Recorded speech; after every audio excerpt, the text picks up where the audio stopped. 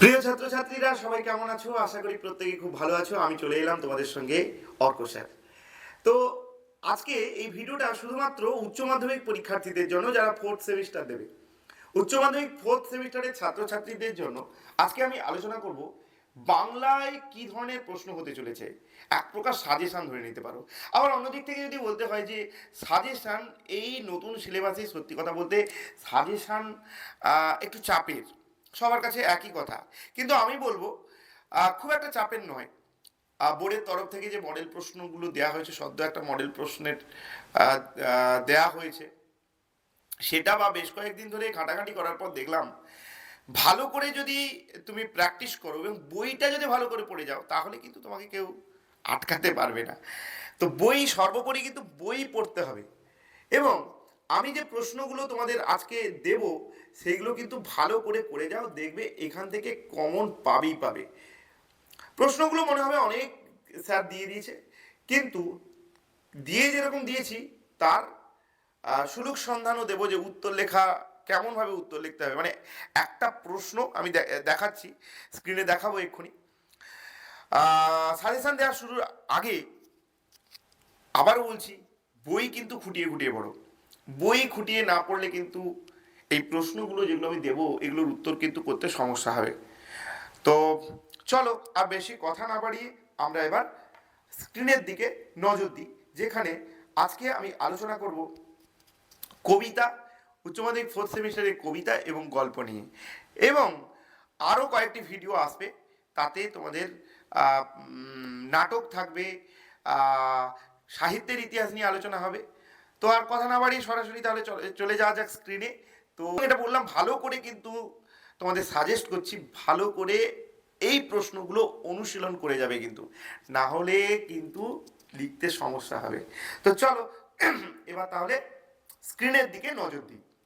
তোমরা দেখতে পাচ্ছ যে এপি এডুকেশনের বাংলার পক্ষ থেকে আমরা যে প্রার্থনা কবিতা রয়েছে, এইচএস এর যে প্রার্থনা কবিতা রয়েছে, ফোর্থ সেমিস্টারের বিষয় কবিতা যে রয়েছে প্রার্থনা, সেই প্রার্থনা কবিতা থেকে আমি টোটাল তোমাদের জন্য 5টা প্রশ্ন রেখেছি। এই দেখো 5টা প্রশ্ন রেখেছি। এই 5টা প্রশ্ন কিন্তু তোমাকে করে যেতে হবে, তাহলে কিন্তু সব প্রশ্নের উত্তর কিন্তু লিখে দিয়ে আসতে পারবে। দেখো আমরা প্রথম প্রশ্নে চলে যাই, একদম টপ ওয়ানের প্রশ্ন। টপ ওয়ানের প্রশ্ন দেখো, চিত্ত যেথা ভয় শূন্য উচ্চ যেথা স্থির, চরণগুলির তাৎপর্য লেখো। ঠিক অনুরূপ প্রশ্ন, চিত্ত যেথা ভয় শূন্য উচ্চ যেথা স্থির, জ্ঞান যেথা মুক্ত যেথা গৃহের প্রাচীর। এখানে যেথা শব্দের তাৎপর্য কি? কবি সেই দেশের মানুষের মধ্যে ভয়শূন্য চিত্ত এবং উচ্চশীল দেখতে চান কেন? ঠিক অনুরূপ প্রশ্ন, জ্ঞান যেথা মুক্ত যেথা গৃহের প্রাচীর, আপন প্রাঙ্গণ তলে দিবস সর্বরি, বসুধারে রাখে নাই খণ্ড ক্ষুদ্র করি। কবি মুক্ত জ্ঞান বলতে কি বোঝাতে চেয়েছেন? বসুধা কিভাবে খণ্ড খণ্ড ও ক্ষুদ্র হবে বলে কবির বিশ্বাস। আবার অনুরূপ প্রশ্ন দেখো, চিত্ত যেথা ভয় শূন্য উচ্চ যেথা স্থির, কবির আকাঙ্ক্ষিত স্বদেশে মানুষের ভয় শূন্য চিত্ত এবং উচ্চশীল হওয়ার উপযোগিতা কি? ঠিক ওই প্রশ্নের আঙ্গিকে আরো একটা প্রশ্ন আসতে পারে, জ্ঞান যেথা মুক্ত যেথা গৃহের প্রাচীর। মুক্ত জ্ঞান বলতে কবি কি বুঝিয়েছেন? কি কি কারণে বসুধা খণ্ড ও ক্ষুদ্র হয়ে যায়? দেখো, এই যে টপ ওয়ানে এতগুলো প্রশ্ন, এদের উত্তর কিন্তু এক। বারবার একটা কথা বলছি, বলেও এসছি, যে কবিতা এবং গল্প যাই আসুক না কেন, তোমাকে কিন্তু ভালো করে খুঁটিয়ে খুঁটিয়ে পড়তে হবে। তো তুমি যদি কবিতাটা ভালো করে বোঝো, তাহলে দেখবে এই টপ ওয়ানের যে এতগুলো প্রশ্ন আমি দিয়েছি, প্রত্যেকটার উত্তর কিন্তু একই। তাই ভালো করে বুঝতে হবে, প্রশ্ন কিন্তু 5টা দিয়েছি, কিন্তু এই টপ ওয়ানের মধ্যে কিন্তু তোমরা বুঝতেই পারছো, টপ ওয়ানের মধ্যে 1 2 3 4 5, এই 5টার উত্তর কিন্তু একই। তাই অযথা তোমরা বলবে না যে স্যার প্রচুর প্রশ্ন দিয়েছে। একটু কবিতাটাকে বুঝতে হবে, তাহলে দেখবে উত্তর লেখা কিন্তু সহজ হবে। টপ টুর প্রশ্নতে এবার আমরা চলে যাই। যেথা বাক্য হৃদয়ের উৎসমুখ হতে উচ্ছ্বসিয়া ওঠে, এই লাইন থেকে তুলে দিয়ে প্রশ্নটা আসতে পারে, কবির বক্তব্যের অন্তর্নিহিত অর্থ বুঝিয়ে দাও। ঠিক তারই অনুরূপ যেথা বাক্য হৃদয়ের উৎসমুখতে উক্তিটির তাৎপর্য ব্যাখ্যা করো। দেশে দেশে দেশে দেশে দিশে দিশে একটু এই লাইনটা একটু গন্ডগোল আছে, তো ঠিক করে নেবে। দেশে দেশে দিশে দিশে কর্মধারা ধায়, কবি কোন কর্মধারার কথা বলেছেন, কিভাবে সেই কর্মধারার বিস্তার ঘটতে পারে? এর উত্তর কিন্তু একই। টপ 3 প্রশ্ন দেখো, তুচ্ছ আচার বলতে কবি কি বুঝিয়েছেন, যেখানে তুচ্ছ আচারের সঙ্গে মরু বালু রাশির তুলনা করা হয়েছে কেন? অনুরূপ প্রশ্ন লাইন তোলা প্রশ্ন আসতে পারে, যেথা তুচ্ছ আচারের মরু বালু রাশি বিচারের স্রোতপথ ফেলে নাই গ্রাসী। তুচ্ছ আচার কিভাবে বিচারের স্রোত পথকে গ্রাস করে, এর থেকে মুক্তি বা পরিত্রাণের উপায় কি? অনুরূপ প্রশ্ন দেখো, যেথা তুচ্ছ আচারের মরু বালু রাশি বিচারের স্রোতপথ ফেলে নাই গ্রাসী। তুচ্ছ আচারের মরু বালু রাশি বলতে কবি কি বুঝিয়েছেন, উক্ত অংশের তাৎপর্য বিশ্লেষণ করো। অথবা যেথা তুচ্ছ আচারের মরু বালু রাশি, তুচ্ছ আচার কিভাবে বিচারের স্রোতপথকে গ্রাস করে, তা থেকে মুক্তির উপায় কি? তোমরা বুঝতেই পারলে টপ 3 প্রশ্নের এতগুলো প্রশ্ন হলেও উত্তর কিন্তু একটাই, শুধু জাস্ট কবিতাকে একটু বুঝতে হবে আর এইভাবে ঘুরিয়ে ফিরিয়ে দেবে। তোমাদের মাস্ট আমি বলে দিচ্ছি, এই প্রশ্নগুলো যদি করে যাও কোনোভাবেই তোমাকে আটকাতে পারবে না। টপ 4 এর প্রশ্ন দেখো, নিজ হস্তে নির্দয় আঘাত করি পিত, আঘাতের সেই ভারতের সেই স্বর্গে কর জাগরিত। কবি কাকে পিত বলে সম্বোধন করেছেন, তার কাছে কবি কি প্রার্থনা করেছেন? এই প্রশ্নগুলো কিন্তু ভেরি ভেরি ইম্পর্টেন্ট। এর অনুরূপ অনেকগুলো প্রশ্ন কিন্তু হয়। দেখো, ভারতের সেই স্বর্গে কর জাগরিত, কার উদ্দেশ্যে কবি এই প্রার্থনা জানিয়েছেন, সেই স্বর্গ কেমন হবে বলে কবি কল্পনা করেছেন? আবার বলছেন চিত্তজেতা ভয়শূন্য কবিতায় কবি রবীন্দ্রনাথ ভারতের জন্য কেমন আদর্শ সমাজের স্বপ্ন দেখেছেন? একই উত্তর, শুধু ঘুরিয়ে ফিরিয়ে এইভাবে প্রশ্নগুলো তোমাদের কাছে উপস্থাপন করা হচ্ছে। প্রার্থনা কবিতায় কবি কিভাবে ভারতবর্ষকে স্বর্গে জাগরিত করার কথা বলেছেন তা আলোচনা করো। আবার বলছে দেখো, প্রার্থনা কবিতা অবলম্বনে কবির মানব কল্যাণ ভাবনা এবং দেশাত্মবোধের পরিচয়। দেখো, মানব কল্যাণ ভাবনা আর দেশাত্মবোধ মানে স্বদেশের প্রতি ভালোবাসা, আর মানুষের কল্যাণ আর স্বদেশ ভাবনা।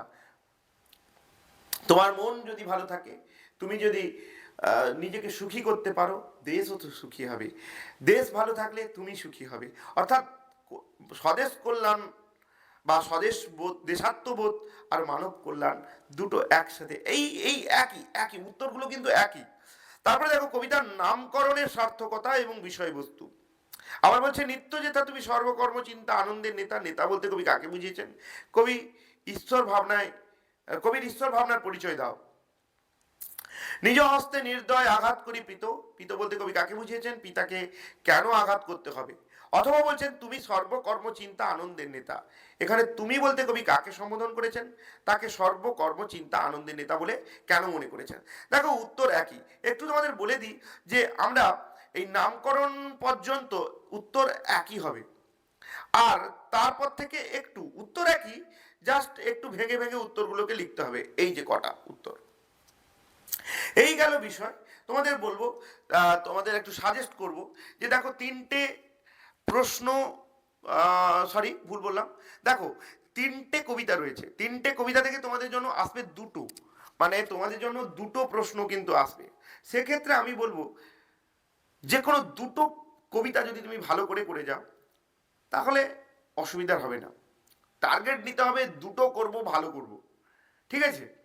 তো আমি সাজেস্ট করব, আমার তরফ থেকে সাজেস্ট করব, দেখো জীবনানন্দ দাশের তিমির হননের গান সত্যি খুব অসাধারণ একটি কবিতা, কিন্তু অনেক ছাত্রছাত্রীদের ক্ষেত্রে এইটাকে সহজে বুঝতে পারে না। সেক্ষেত্রে আমি বাদ দিতে চাই তিমির হননের গান, একদম সহজ সরল। যাদের একটু কঠিন লাগছে তাদের জন্য বলবো সুভাষ মুখোপাধ্যায়ের কেন এলো না এবং রবীন্দ্রনাথ ঠাকুরের প্রার্থনা কবিতাটা একটু জাস্ট বুঝে যেতে হবে, তাহলে দেখবে আর কোনো সমস্যা হবে না। তাই যদি তিমির হননের গানকে আমরা যদি বাদ দিয়েও যাই, তবুও দুটো কিন্তু হাতের মুঠোয় পড়ে থাকছে, কি কেন এলো না এবং রবীন্দ্রনাথ ঠাকুরের প্রার্থনা। তাই এই দুটো ভালো করে যাও, দেখবে সমস্যা কিন্তু হবে না।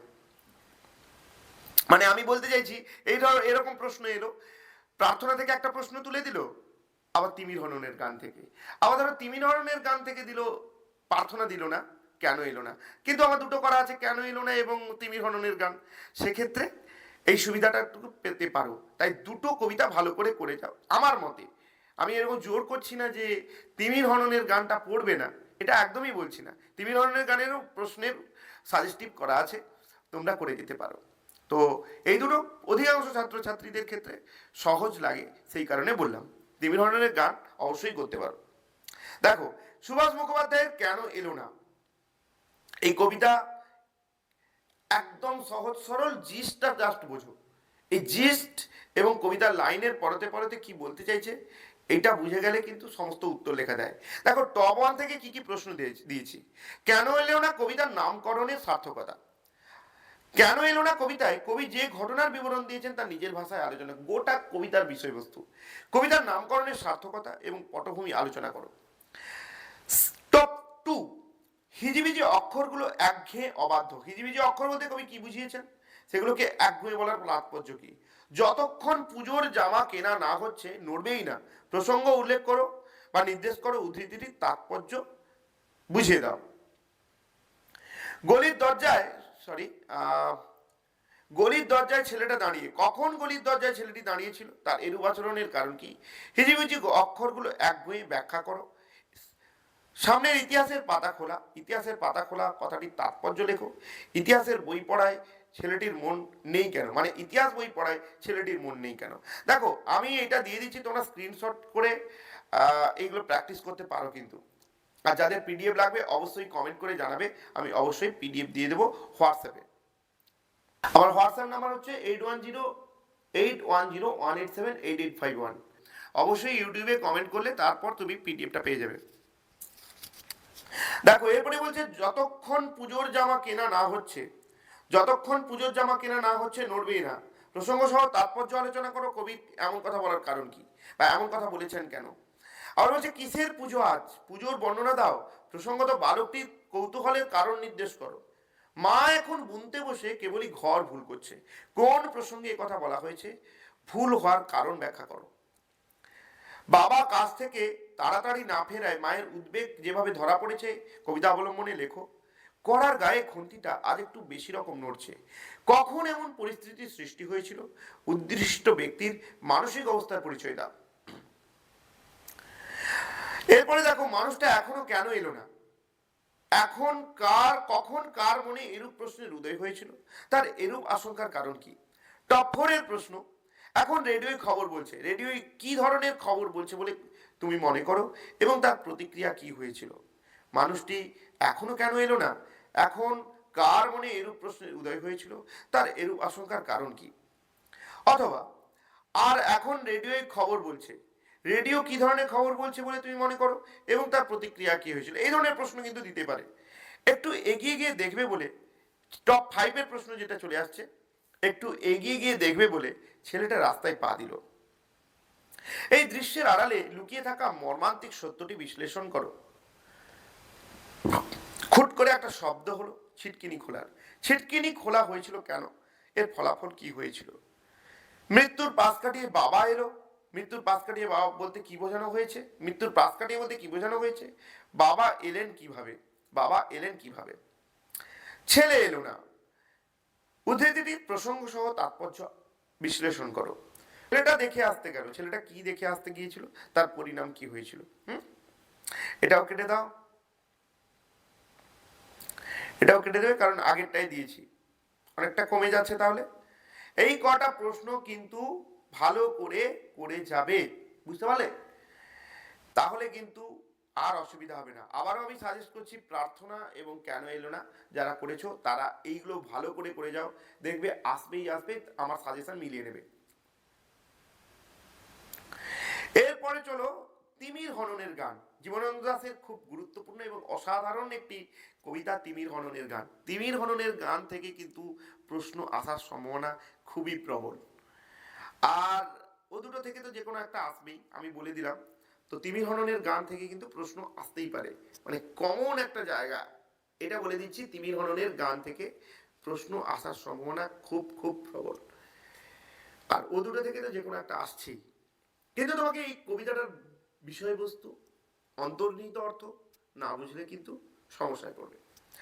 তো চলো, এখানে দিয়েছি 12টা প্রশ্ন, এর কোনো বিকল্পধর্মী প্রশ্ন দিইনি। টপ ওয়ানের প্রশ্ন, কবিতাটি তিমির হননের গান, কবিতাটি কোন প্রেক্ষাপটে লেখা? কবি কেন তিমির বিলাসী নন, তিমির বিনাশী হয়েছেন? কেন তিনি তিমির বিলাসী নন, তিমির বিনাশী হতে চেয়েছেন?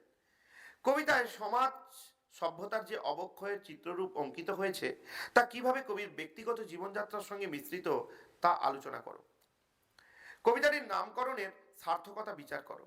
মানব জীবনের বেদনা টপ 4 প্রশ্ন ও আশার দান্দিক চিত্র কবিতাটিতে যেভাবে ফুটে উঠেছে তা লেখো। টপ 5 প্রশ্ন, তিমির হননে তবু অগ্রসর হয়ে আমরা। কবি কেন এমন প্রশ্ন তুলেছেন যে আমরা তিমির বিলাসী? টপ 6 প্রশ্ন, কোনো হ্রদে কোথাও নদীর ঢেউয়ে কোনো এক সমুদ্রের চলে কি ঘটেছিল তার বর্ণনা দাও বা বিবরণ দাও। টপ 7 প্রশ্ন, স্মরণীয় উত্তরাধিকারের কোনো গ্লানি নেই ভেবে। স্মরণীয় উত্তরাধিকারী বলতে কবি কি বুঝিয়েছেন? গ্লানির প্রসঙ্গ এসেছে কেন? টপ 8 প্রশ্ন, সেই যে টেনে আজও খেলি। কবি কেন খেলার কথা বলেছেন? উদ্ধৃতিটির তাৎপর্য লেখো। টপ 9, নর্দমার থেকে শূন্য ওভার ব্রিজে উঠে কবি এখানে কোন জীবনের পরিচয় দিয়েছেন? টপ 10, তবু মধ্যবিত্ত মোদির জগতে আমরা বেদনাহীন। মধ্যবিত্ত মোদির জগৎ বলতে কবি কি বুঝিয়েছেন? বেদনাহীন শব্দটি কেন ব্যবহার করা হয়েছে? টপ 11, জীবিত বা মৃত রমণীর মতো ভেবে উদ্ধৃত পংক্তিটির তাৎপর্য বুঝিয়ে দাও। টপ 12, এরা সব এই পথে। এরা বলতে কারা? এই পথ বলতে কোন পথ? ওরা সব ওই পথে বলতে কি বোঝানো হয়েছে? বুঝতে পেরেছো? তো দেখো, তাহলে কবিতা থেকে 3টে কবিতার প্রশ্নপত্র মানে প্রশ্ন আলোচনা করলাম। এগুলো ভালো করে প্র্যাকটিস করে যাও, ঠিক আছে? এবার চলে যাব গল্প। গল্পতে দুটো গল্প রয়েছে, এক হচ্ছে হলুদ পোড়া আর 2 হচ্ছে হারুন সালেমের মাসি। হলুদ পোড়া এবং হারুন সালেমের মাসি দুটোই খুব সুন্দর গল্প। অন্ধ কুসংস্কার এবং অলৌকিক বিশ্বাস এই সব কিছু কিভাবে জেকে বসেছিল আমাদের সমাজে, এবং একটা ভৌতিক অলৌকিক একটা বিষয় হলুদ পোড়াতে, মানিক বন্দ্যোপাধ্যায়ের হলুদ পোড়া গল্পে রয়েছে। আবার হারুন সালেমের মাসি, মহাশ্বেতা দেবীর হারুন সালেমের মাসিতে জাতপাতের ঊর্ধ্বেও মাতৃত্বের যে মাতৃত্ব, এইটা দেখানো হয়েছে মহাশ্বেতা দেবীর হারুন সালেমের মাসি গল্পে। এই দুটোর মধ্যে যাদের যেটা ভালো লাগে তোমরা সেটাই করো। তবে আমার সাজেস্ট অনুযায়ী হারুন সালেমের মাসি করে গেলে অনায়াসে লিখে আসা যায়। তার কারণ কারণ হারুন সালেমের মাসিতে দেখবে, একটু যদি ভালো করে পড়ো চ্যাপ্টারটা, দেখবে এখান থেকে মূলত গ্রামীণ সমাজে যারা কঠোর পরিশ্রমী নারীরা তাদের জীবনযাত্রার চিত্র ফুটে উঠেছে। আর একটা জিনিস আমরা লক্ষ্য করতে পারি বা লক্ষ্য করি, যেটা যে গৌরবীর ছেলে নিবারণ থাকা সত্ত্বেও তাকে পর করে দিয়েছে এবং এক অনাথ মা হারাকে গৌরবী স্থান দিয়েছে, তার নিজের পুত্রের স্থান দিয়েছে। এবং সমাজের জটিলতার জন্য তাদের গ্রাম ছেড়ে শহরে চলে যেতে হয়েছে। এই অদ্ভুত একটা বৈপরীত্য সমাজের থেকে একটা দান্দিক পরিস্থিতি, এই সব কিছু রয়েছে মহাশ্বেতা দেবীর হারুন সালেমের মাসি গল্পে। তো তোমাদের যেটা ভালো লাগে সেটা করবে।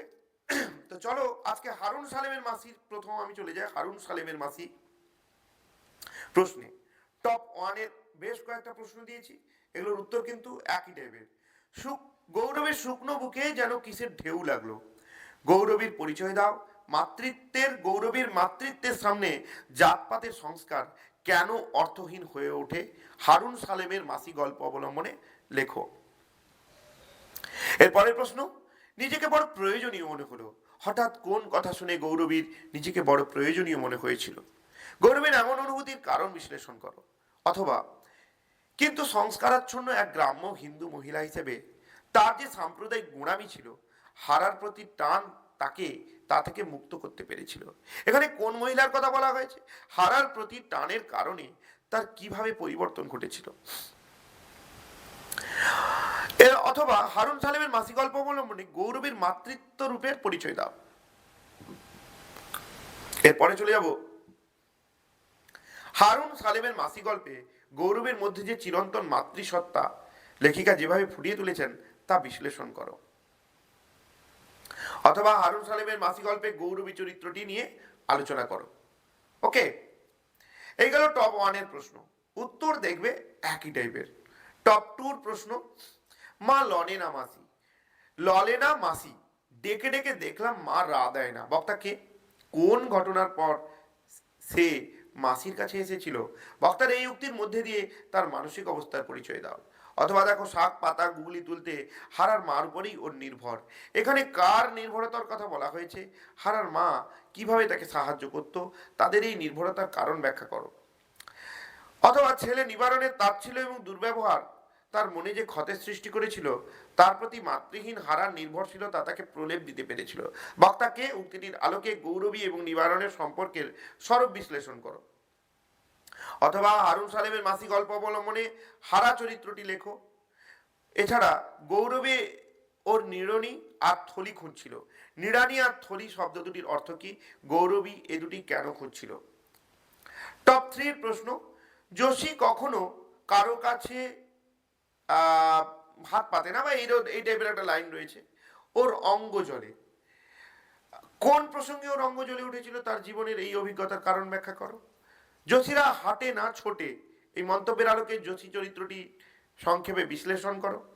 খাওয়া দাওয়ার ছোঁয়া নেপা করো না মাসি, এই ধরনের লাইনটা ছিল। তো যাই হোক, বেজার হবে গো। বক্তাকে লাইনটা একবার ভালো করে দেখে নেবে। বেজার হওয়ার কারণ কি? উদ্দিষ্ট ব্যক্তির এই সাবধান বাণী তৎকালীন গ্রামীণ সমাজের কোন বাস্তব চিত্র তুলে ধরে? অথবা গল্পে সমাজের নিম্নবিত্ত পরিবারগুলি মহিলাদের জীবনযাপনে যে ছবি ফুটে উঠেছে তা লেখো। টপ 4 এর প্রশ্ন, তুমি নইলে এমন শত্রু আর কে হবে? বক্তা কাকে উদ্দেশ্য করে বা কাকে শত্রু বলে উল্লেখ করেছেন? বক্তার এই উক্তিটিতে তার চরিত্রের কোন দিকটি প্রকাশ পায়? এরপরে দেখো, ও পাপ বিদেয় করো, ও পাপ বিদেয় করো। তারপর ভেবে দেখো, খবর দিও, খবর দিও জানলে।